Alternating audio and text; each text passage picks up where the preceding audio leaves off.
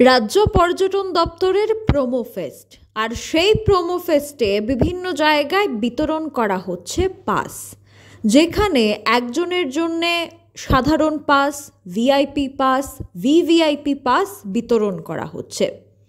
সেখানে খুব কম সংখ্যক লোককেই পাস দেওয়া হচ্ছে বলে অভিযোগ উঠছিল। ইতিমধ্যেই বিলোনিয়া সহ একাধিক এলাকায় যুবকরা রীতিমতো আন্দোলনে নেমেছে পাস নেবে বলে।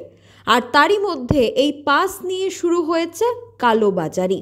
যে পাস পর্যটন দপ্তরের পক্ষ থেকে একেবারে বিনামূল্যে দেওয়া হচ্ছে, সেই পাস বিনামূল্যে নিয়ে বিক্রি করা হচ্ছে 500 থেকে 2000-3000 দরে।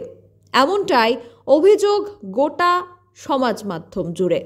জানা যাচ্ছে বিলোনিয়াতে প্রোমো ফেস্টের উৎসব শুরু হওয়ার আগেই পাস বিতরণ প্রক্রিয়া শুরু হয়। সেখানে ঘন্টার পর ঘন্টা লাইনে দাঁড়িয়ে পাস সংগ্রহ করেন অনেকেই, আবার অনেককে বাড়ি ফিরে যেতে হয়। তার কারণ ঘন্টার পর ঘন্টা লাইনে দাঁড়িয়েও তারা পাস পাননি। তবে এত বড় মাঠে এত বড় আয়োজন, যেখানে হাজার হাজার লোক সমাগম করতে পারবে, সেখানে সামান্য পাস কেন দেওয়া হচ্ছে পর্যটন দপ্তর থেকে?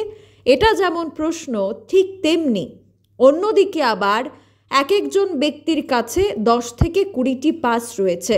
সে 10 থেকে 20টি পাস 500 টাকা, 1000 টাকা দরে বিক্রি করছে। অর্থাৎ বিনামূল্যে পাওয়া পাসের বর্তমানে কালোবাজারি শুরু হয়েছে।